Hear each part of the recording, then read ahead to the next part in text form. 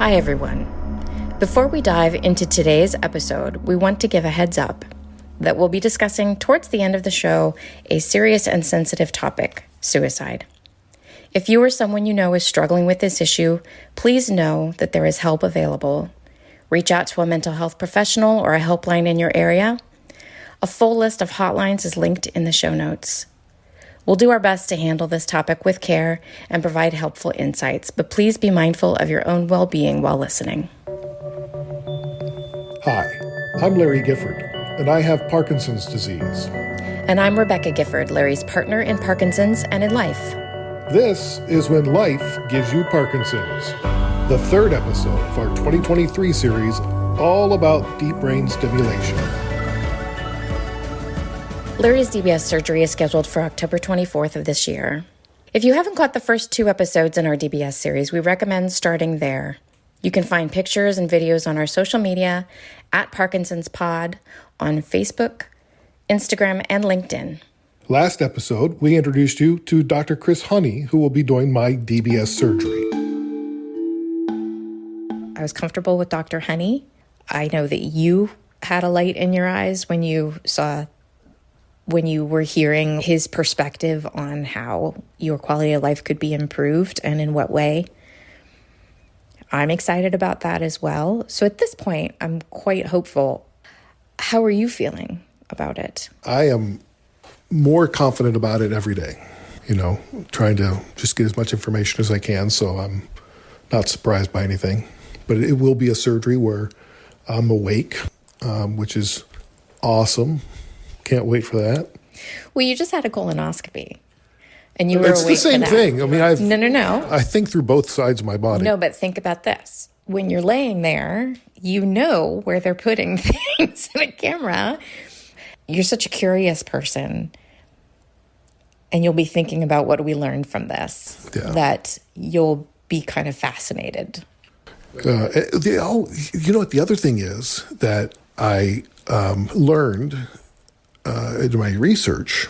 A lot of my research came from Dr. Honey's website, which is drhoney.org, if you want to learn about DBS, drhoney.org. Even if you have the DBS and they come out with some other treatment for Parkinson's, like stem cell or whatever, you're still eligible.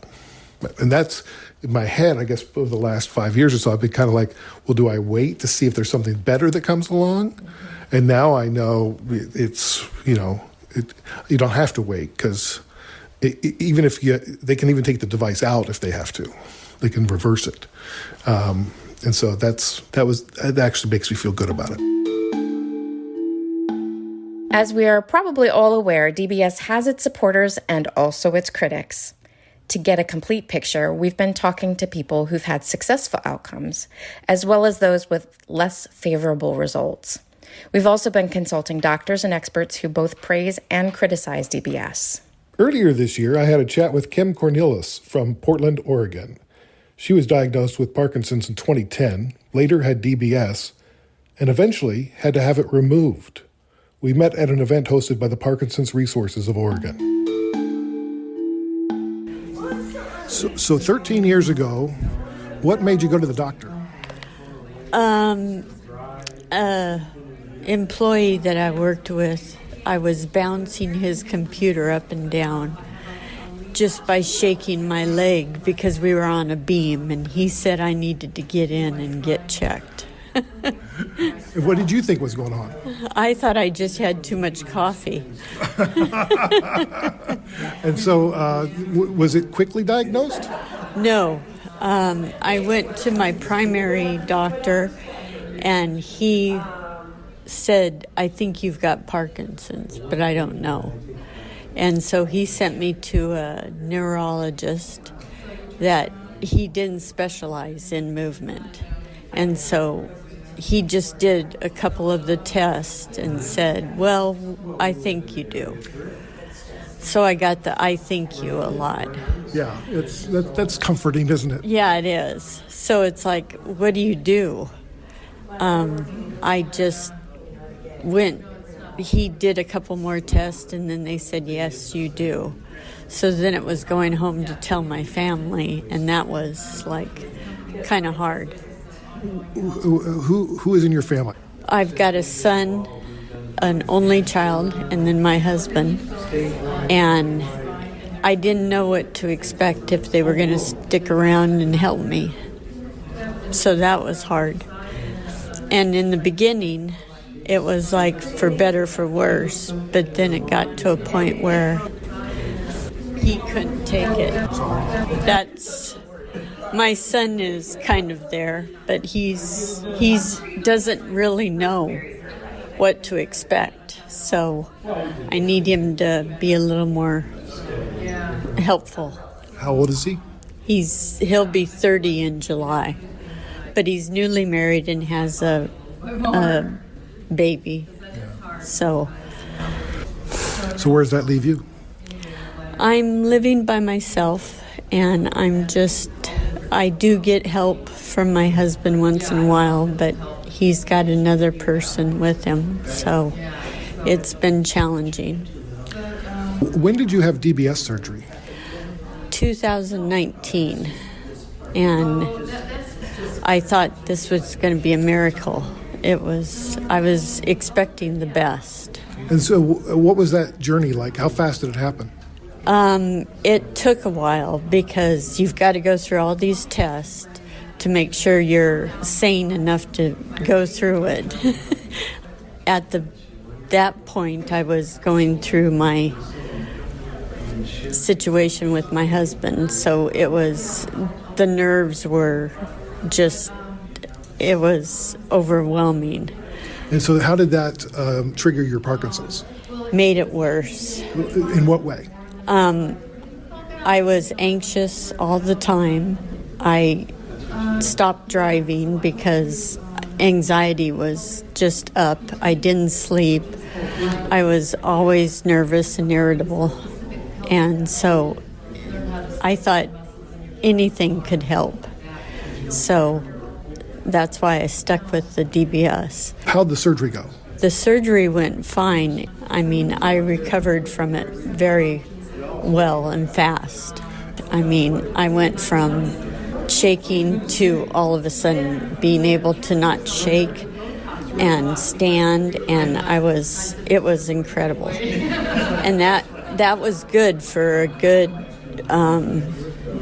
3 months. And then what happened? My incision in my head was not healing.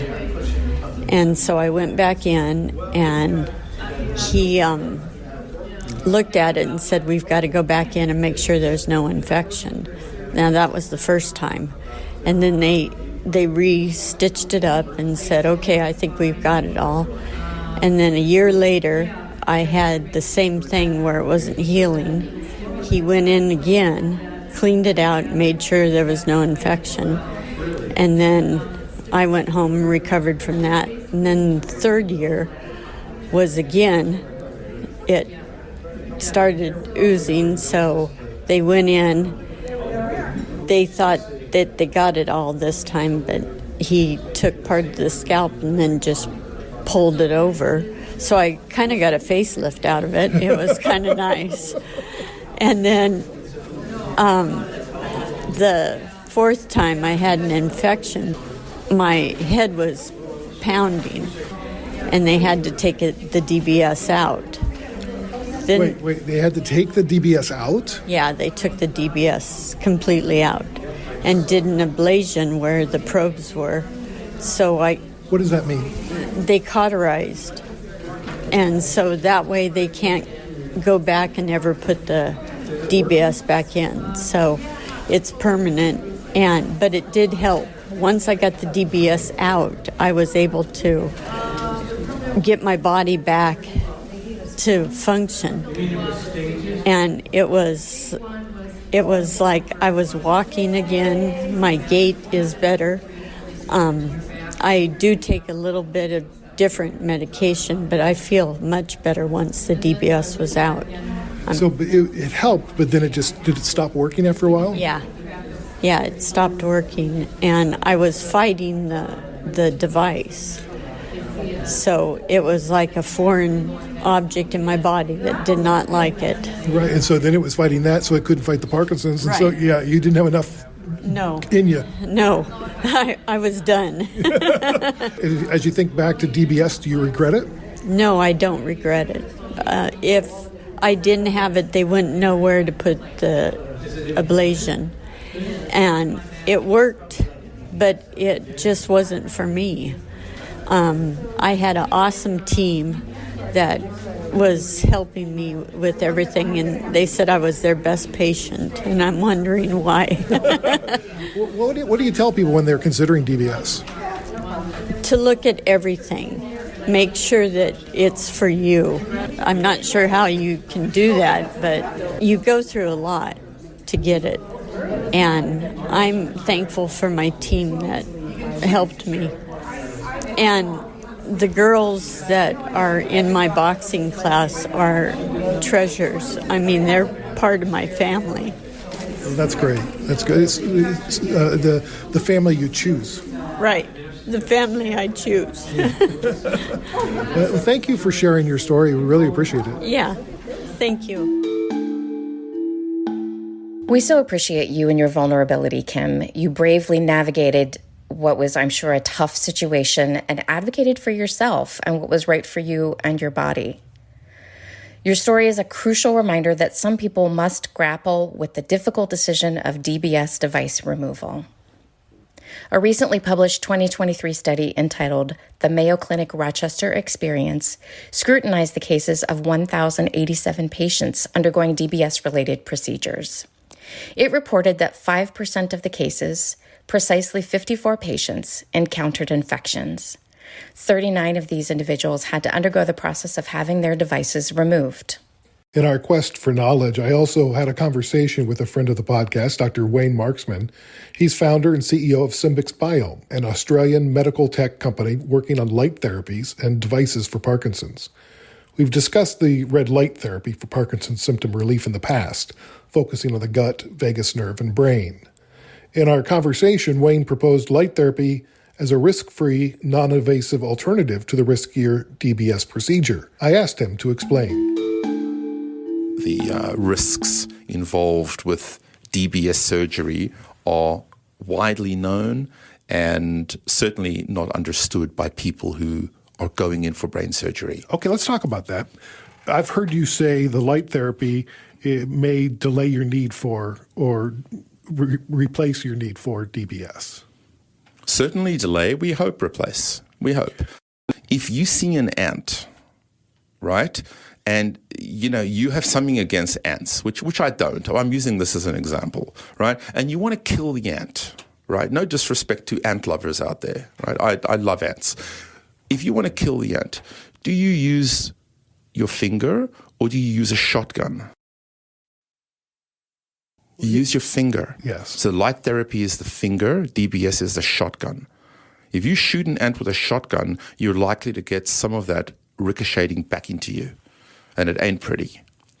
Now, there's some very large medical device companies out there aggressively marketing it. DBS, and it's a big business. It is a huge business. There are dedicated areas in neurology units in public hospitals around the world, including the US. In California, a large, incredibly reputable public med school hospital is simply about DBS. Well, there's not a whole lot of alternatives up until now. No. But you're doing trials on this, and there's trials going on stem cell, which replace the need for DBS. I buy that, Larry. I think let me moderate my comments. There hasn't been a whole lot of good news or a whole lot of alternatives for people with Parkinson's until now. So now we go from the chef's menu to maybe we have a little buffet here to look at. Yes. So let's just say that's what has driven the take-up of DBS. In addition to a big profit machine behind the DBS, they're very profitable devices. Well, in North American markets, especially the U.S., not necessarily Canada, it's profit-driven. Yeah, but it also seems to be the first port of call in the US market after medication. After medication. Way sooner than anyone would be considered appropriate for DBS, at least in Australia, in my experience. Well, they've changed the theories over the years where it was a last resort thing, and now they want you to get 5 good years back. So like if I'm considering it, at my age, I'm 51, do I want to get back 5 years so I was like when I was 46? Or do I want to go for 10 more years, decline, and then get 5 bad years back? Fair comment. My approach is you need to understand what you're getting into, and you need to have a very balanced picture of the surgery. And I've seen wonderful outcomes and I've seen not so wonderful outcomes. And it's invasive brain surgery with a reasonable degree of error. And the error isn't pretty. And it's not just motor symptoms we've seen. We have colleagues in one of the state-based Parkinson's organizations in Australia. So this is a state-based Parkinson's organization run by medical community, volunteers. This is not a profit machine. The CEO of this organization, I won't say her name on air, absolutely aggressively advocates against DBS because they have community-based physios, therapists, counselors that deal with the Parkinson's community in that state in Australia. So they're on the ground. I mean, they're grassroots organization. They're at the coalface. They deal with people who need rehab. And the DBS patients, I said to her, "Oh, what do you think about DBS?" She said, "Not on your life. Not only do we have the motor issues, but suicide, infatuation, depression, marriage breakdowns. You're messing with someone's neurology." Now, yes, there are wonderful outcomes with DBS, but there's some horrible outcomes with DBS. And all I'm saying is light therapy is non-invasive. It is safe. It is benign. The worst that will happen is that it doesn't have that wonderful effect on you, and you're no worse off than you were before. Why wouldn't you give it a try before you book yourself in for deep brain surgery? How long should you give it to work? 3 months. Okay. Yeah. It's critical to go into any new treatments and surgeries with eyes wide open, to be aware of the risks involved in DBS. We've certainly tried to do that. Like any surgery, there's the potential for infection, bleeding, or damage to nearby structures. As for our own process, we appreciate hearing from all sides of the conversation. We believe all of these stories are important for the Parkinson's community to understand, but also they have played a critical role in our own decision-making, gathering information, listening to different perspectives and opinions, and then discerning for ourselves what's best for Larry and our family. Dr. Honey also emphasized that the surgery might lead to behavioral and personality changes in some individuals. And we have a clip here from the audio diary that we started keeping as we go through this process. There was a moment, and this I didn't expect, and nobody had mentioned this before, where he was talking about how sometimes if the leads are in the wrong spot, it can cause a change in impulse control. It makes me, if it's me or the person with Parkinson's who gets the treatment, it like makes us feel wild and free and like we're in high school again and we love it. But it also makes us, do things that can possibly break up a marriage. Inhibitions become lowered. And even Dr. Honey had some experiences that he shared with us about people coming in with those inhibitions and quite a big personality shift as a result. And feeling great. Yeah, one guy came in and kissed him on the cheek. Right. But it can have the same effect, maybe even more so, that agonists may, if anybody wants to go back and listen to some of those episodes, where your impulse control and your inhibitions change.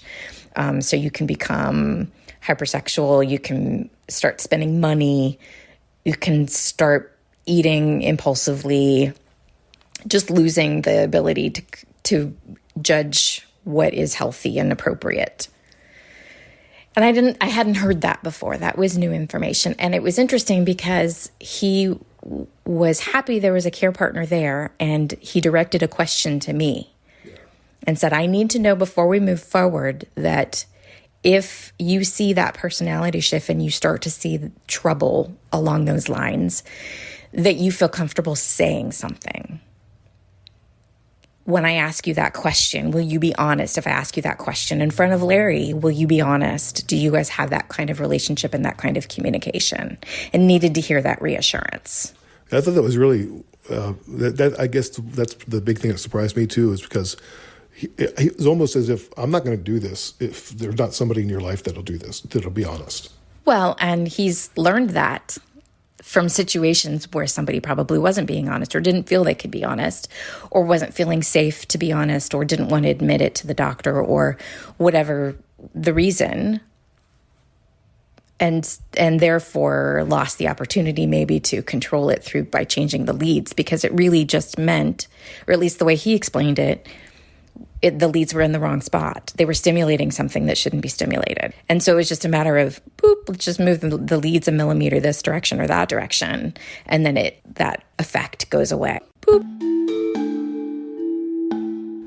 Friend of the podcast, Rebecca Miller, PhD, shared with us one harrowing moment during her DBS surgery. I am really, really happy that I did it awake, because that was essential for me, because where they would have put the electrode based on imaging and based on the doctor's experience would have been terrible for me, because when they were doing it in the surgery and they did the testing of, they turn up the stimulation, and my side effects were I couldn't talk.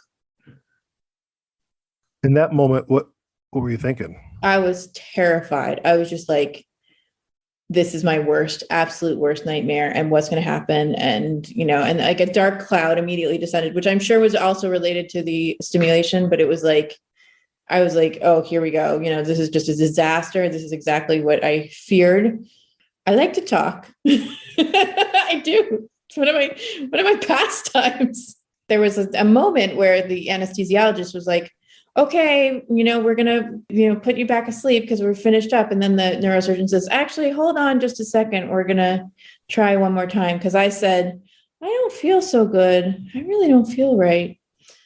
So then they moved the electrode, and I said spontaneously, like not even thinking about it, I feel like I got my old body back. That was where they left the electrode. And I think the surgeon was like, yes. When I couldn't talk, they have you do the finger tapping, the hand thing, the foot, and then count to 10. Couldn't count. Just like couldn't make it happen.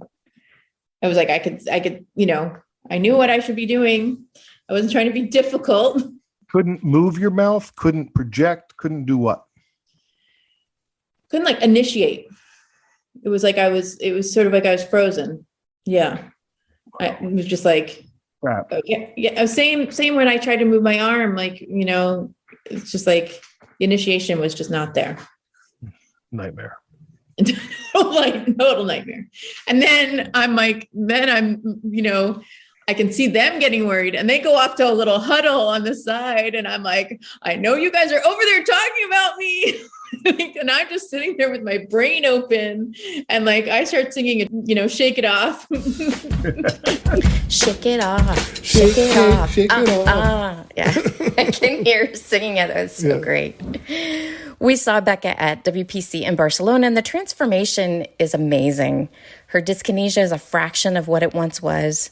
And when she's on, it's gone. Thank you, Becca, for sharing some of your frightening moments and your moments of doubt with us. The DBS process can offer a lot of hope and renewed health, but it also can bring you to a greater sense of awareness about where you are on your Parkinson's journey. In this next clip from our audio diary, you'll hear there was one moment in talking with Dr. Honey that I'm glad I was there to keep you honest in your answer. He asked if I had any thoughts of suicidal ideation, and I said no initially. And you're like, hey. I think I punched you on the shoulder. Like, no, be honest. I had revealed to you and to my therapist that I had some thoughts of suicide, but I hadn't taken the step to plan it. And it freaked the crap out of me when I had it, which is why I told you, because I was like, you need to know this is a thought that I had. And the way you described it, it was kind of like, I had this thought for a few seconds, and then it just kind of went no, and then you just kind of internally said no, and then move forward. But, I think it's important that as we pump all these drugs into us and we do all these things, that we are sharing that information, because that can be a side effect of any number of things. I haven't had them since, but I think it's important to monitor that. That makes me sad, and it does make me concerned. But I'm very happy that you trusted me with that and that you shared it relatively quickly. Like, hey, let's keep tabs on this. I need somebody else to be aware of this too. And that just shows a lot of awareness and strength, and just a really realistic and healthy way of looking at it. Like, this is part of the process. This is where so many people go in their darkest moments, even if it's for a few moments or for a few days. And let's get in the habit now of sharing that and being really honest and frank about that, and have someone who's trusted, whether it's your partner or someone else that you feel you can share with. A professional is a great person to share with, and you did share with your therapist as well. And I'm glad that you called me out on it. Yeah. And I was like... But it doesn't make me look good. He's heard a lot. And he was evaluating because he's trying to get a sense of your mental health. He's trying to get a sense of what's the nature of the mood changes and anxiety and other things. Pinpoint where that comes from. Is that something that is part of the Parkinson's or something else? And that's healthy for him to want to evaluate that in order to find out whether you're a good candidate or not. For sure. If you have no one to talk to about your suicidal thoughts, call your country's suicide hotline. In Canada, it's 1-833-456-4566. In the U.S., dial 988. In Australia, 131-114. And in the UK, dial 0800-689-5652. We will have a link to various nations' suicide hotlines in the show notes as well. In our next episode, Nurse Nancy will guide us through the surgery. In the meantime, if you have questions about our DBS journey, please click the link in the show notes to record a message for us or email us at parkinsonspod@curiouscast.ca. When Life Gives You Parkinson's is a Curious Cast production. Our presenting partner is Parkinson Canada, where people with Parkinson's are at the center of everything they do. Parkinson Canada funds critical research, provides information and support, raises awareness, and advocates for improved healthcare outcomes for people with Parkinson's across Canada. Learn more at parkinson.ca. And don't forget about PD Avengers, the global coalition of people living with Parkinson's, their partners and supporters, all working together to put an end to Parkinson's disease. Be sure to check out the most recent Parkinson's news, upcoming events, and a free exercise and wellness portal offering free live and on-demand classes at pdavengers.com. And we would truly appreciate it if you give us that 4-star review and say something cool in the comment section, because, those personal recommendations you give are the most effective way for us to grow the audience and raise awareness of Parkinson's disease. Keep positive. Keep exercising. Keep listening. We'll talk to you next time.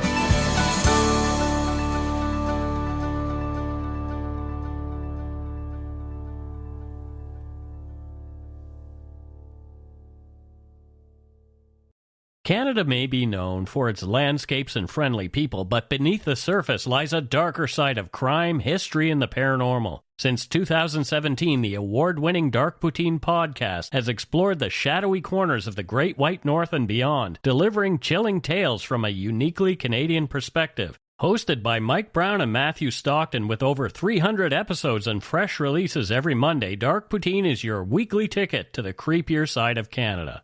Listen to Dark Poutine on Apple, Spotify, Amazon Music, or wherever you get your podcasts.